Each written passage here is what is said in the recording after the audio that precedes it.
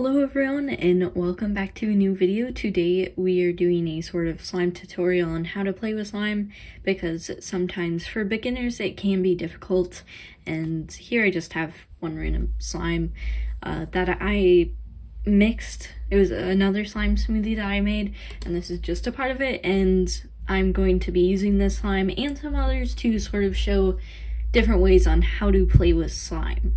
So for this one, I'm sort of just going to show what it might be like to play with slightly sticky slime because this one is a little bit sticky.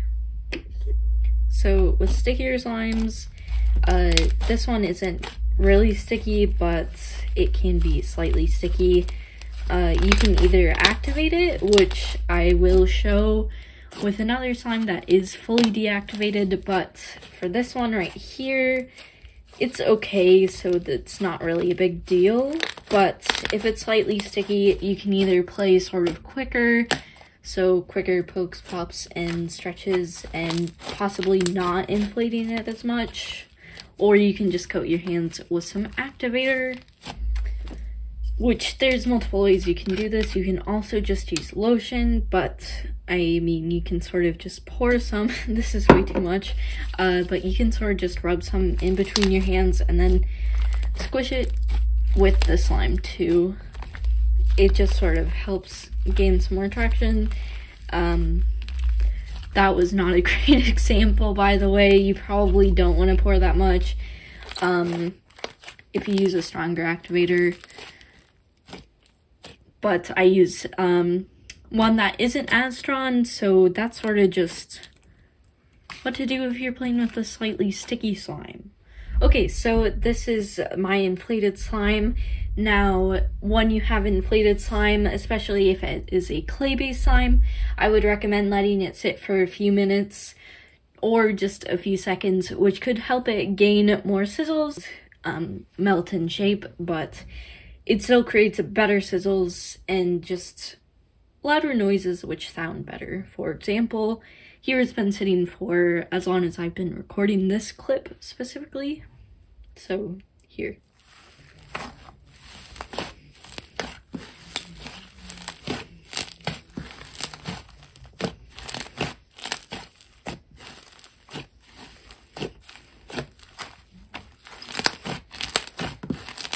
Also, there is no one right way to play with slime. This is sort of just how I play with slime. So many others. It really just depends on how you feel playing with slime, because some people really can just play with it like this, or even just sort of hold it and let it melt in their hands. It all depends on how you want to play with it, because this is sort of like a stress tool. Different, easier level slimes for more beginners. It's not to anger anyone. You can play with whatever slime you want. It's just easier to play with, per se, a cloud cream than an instant snow jelly slime.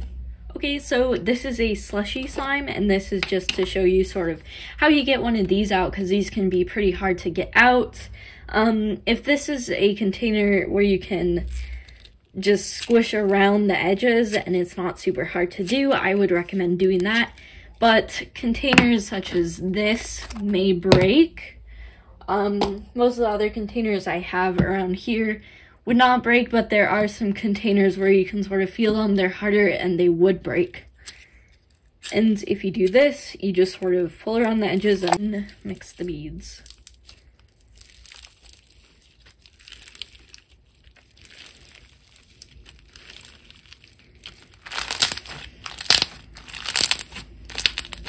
And with slushy slimes, I would say generally, because they are thicker because of the beads, there are some different ways you might stretch them. I've often seen people asking how you can inflate slime, and really it's just by stretching. So the way I generally inflate slimes is just by sort of flipping, like this flipping motion. You stretch it out and then you pull it around in a circle, so it's sort of like making a slime swirl, but you're not doing a full circle. It's sort of like just folding it in half. As you can see here, it's just folding it in half and then pulling it apart again. Some slimes are easier to do this than others, and sometimes if they're heavier activated or more clay heavy, you might stretch them a different way.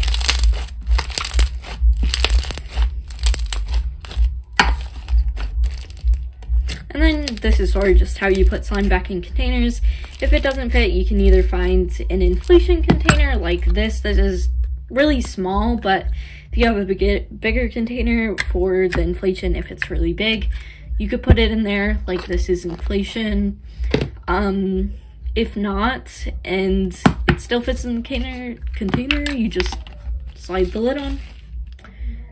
This inflated. So the way I was showing you to stretch before, you know, doing it like this, for a slime such as this, which this is Saboro and Milk Ice Sand, which has a heavier clay content, which can affect how stretchy a slime is. There is a way of stretching where you fold it halfway and then fold it back. I'm not great at describing these, but like you're sort of just folding it this way, and then you're folding the top down to the bottom, and you just keep doing that until you get to inflation. And also, because a lot of people don't say it inflates a ton, you do have to sit here for like quite a while and do it. Sometimes even up to 4 minutes or more to get a really big inflation. Generally, I want to say if you inflate a slime and you're not looking for huge inflation, maybe a minute would do, 30 seconds to a minute, because you can see here, this is already inflating quite a bit. Smaller portions of slime might not inflate as much. Bigger inflations could just seem bigger. Also could be harder to inflate because they're of a larger size.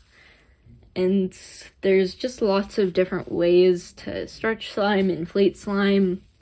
This is just the main way with clay heavy slimes. And then if you're curious how to make a quite good slime swirl, which is a lot easier with these thicker slimes, you see you have your thumb here. You just swirl it around your thumb, and it makes sort of a what's called a soft serve swirl. I believe I saw this from mush slimes. I believe that's where I originally saw it. And then again, you can smush it however you want. Since I have been playing with slime for quite a long time and I've seen a lot of plain styles, which then I sort of adapt to. So there's only one other type of stretching that I am aware of, other than those other two, which I do incorporate occasionally into the way I play with slime. It is more of a Korean slime style of play, which, you know, Korea, I believe, is where slime originated. It's really just, if you can see here, it's stretching it out the wide way, and then this leads to sort of a different bubble pop, I guess. It doesn't lead to a swirl like most others. You're just sort of stretching it out, and then you just do that. I don't know how to describe it any better. There are some other slimes which might be better, like a Soleil would probably be better, but again, it really just depends on the slime. Some slimes have a certain way you need to stretch them if you are looking for inflation. If you're not, then you can really play with it any way you want.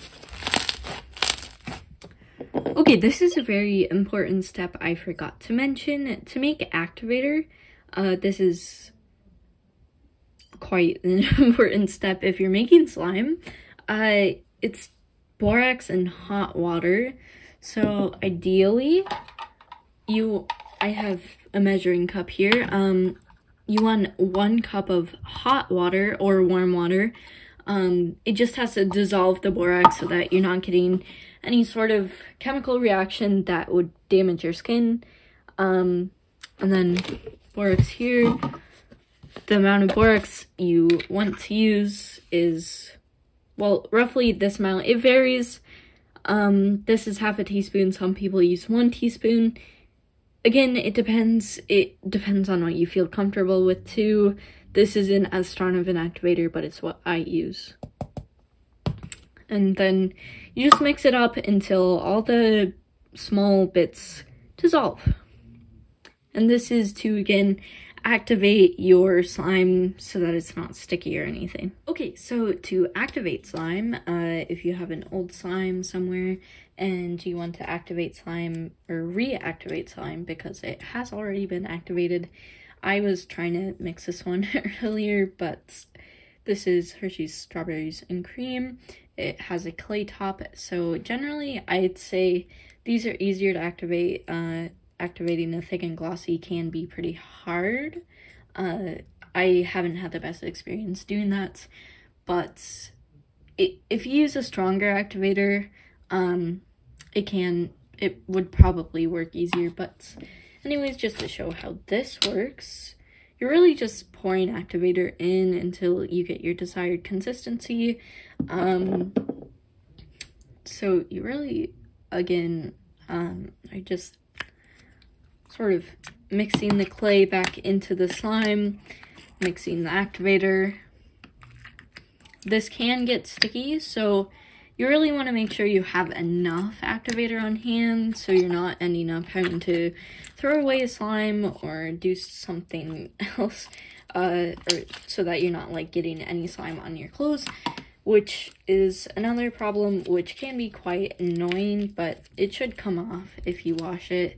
As you can see, this is quite sticky, so you're probably always going to need some more activator even if you expect to just be done with a small bit.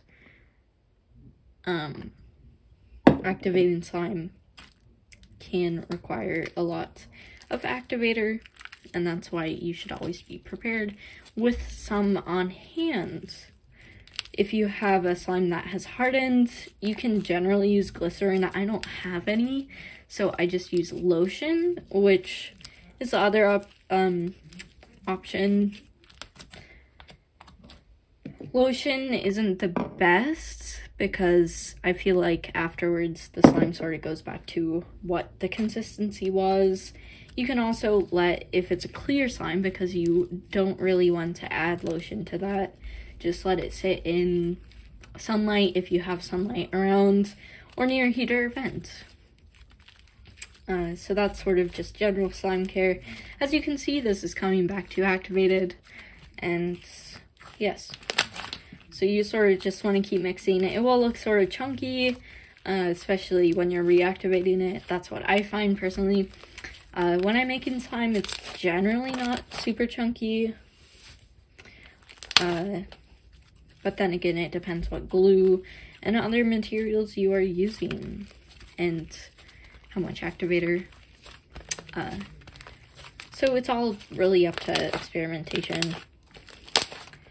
Like here, I would say that this is pretty perfectly activated.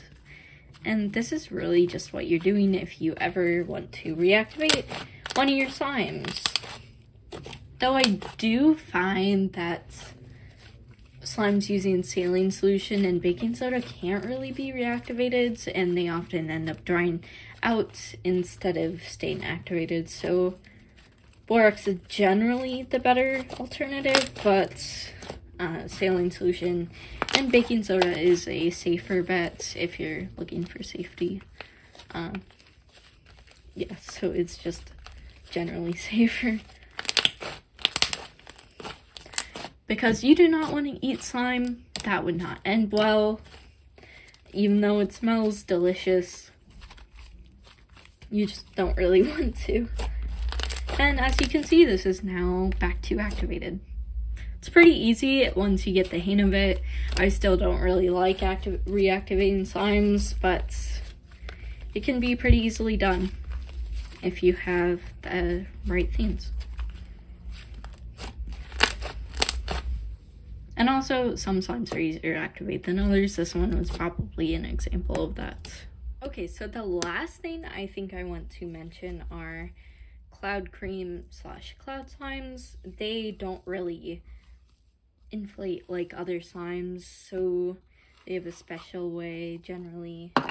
Cloud creams, I wouldn't sometimes, it really depends on where you get it or how it's made, because some cloud creams are to the consistency where you can sort of drizzle them, or it is to the point where it's like a softer buttery cloud cream where you can just sort of stretch it and make sizzles with it. But if it's like a cloud slime, just a cloud slime, like this Slime Yowie slime here, Slime Yowie's cloud slimes are pretty easy to drizzle, I would say. This one is pretty old, so it's not really a great example. I might find a better one, but this is sort of like a cloud cream now. You really just stretch it up, let it drizzle. Yeah, this one seems to have turned into a cloud cream since the last time I played with it, which was probably about a week ago, actually. So, yeah, I don't know why. I do think I have another cloud slime. Okay, here's my other cloud slime. This was one that a friend made. It's actually really nice. It's called Banana Cream Pie, and as you can see, this is sort of how it drizzles. It's great. It really is great. And then this is sort of how you have to drizzle a cloud slime. You're sort of just stretching it back and forth like you do one other slime. But this one you sort of have to do it this way because otherwise it's sort of hard to drizzle, I want to say. And there you go. That's how you drizzle a cloud slime. So the final thing I am going to touch upon is sort of just thick and glossy slimes. They can be more difficult. I don't have any clear slimes, unfortunately. Actually, I might. Anyways, so this is, I'm just going to push that in just to make those nice noises. And then I'm going to take this top part off just so that I can show you the thick and glossy part, because that's really what I want to focus on. This is just the quickest way I could think of. Thick and glossies are pretty easy to play with generally. A lot of times nowadays they are thicker, they're not as thin. With these, like, you're not stretching for as long as a butter slime. It's probably around 30 seconds of stretch, depending on how much, again, you want to inflate it. Some thick and glossy slimes inflate more than others. Like this one for Momo Slimes does inflate quite a bit.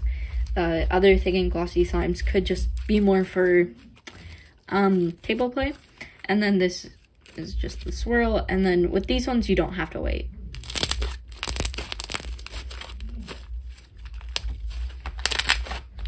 And also here's another example of the thicker stretch. I don't know how to describe it, the Korean way of stretching things. There's a lot of probably different ways to call it. And yeah, that's sort of just how you do that. I don't really know if that was important because it's sort of just like playing with all other types of slimes, but it's just something else. And the final thing I will go into just in a minute are clear slimes. Jelly slimes also, they can be sort of difficult to play with. Okay, final thing to touch upon, we have a slime from Starlit Slimes called Eyes Full of Stars, and one from Blushing BB Slimes again. This is the jelly slime. This one is a clear slime, but it does have some instant snow in it. I would classify it more as a clear slime though. Jelly slimes are probably the stickiest texture. This one is sort of old, and this is probably what I would classify normal jelly, like, depending on where you get it. This one would be probably a thinner jelly that you could get. They can get really sticky when inflated. There's not a lot of ways to counteract that. The only really ways that I can think of are activator, because with like clear slimes you don't really want to use lotion. Also with lotion, when you're using it, you can rub it on your fingers too, because that's a lot of the times where it gets pretty sticky. It sticks to your nails. Also, if you have nail polish on, then it can stick even more, which is sort of unfortunate. This slime is very pretty. Shine and flash is really a great way to show clear slimes. As you can see, there is some snow, but this is sort of just clear slime, more of a clear slime than the other. It's not really jelly slime. It's really pretty. You just sort of play with it like others, but it can get sticky. A lot of clear slimes nowadays are thicker, so that doesn't become as much of a problem. But if you per se make one yourself, it can be pretty sticky from my experience. Don't entirely recommend that. So yes, I might do a video basically on how to make slime, but really it's pretty explanatory. You pour your glue, add any scents, colors you want, activate, of course, and then you just add whatever you need to. Instant snow slimes are harder to make, of course, and butter slimes, you really just add clay. Model Magic is okay from my experience. Not the best. Sometimes it hardens your slime. I've tried Daiso once, maybe twice. I haven't tried the new ones, which I just got. So I might test those and see how it is. I'm sure it's pretty good, and that's just how you make slime. This is just a lot of information in this video, but really it's just all about slime. So anyways, I guess I hope you enjoy that video, and I'll see you all later next time. Bye!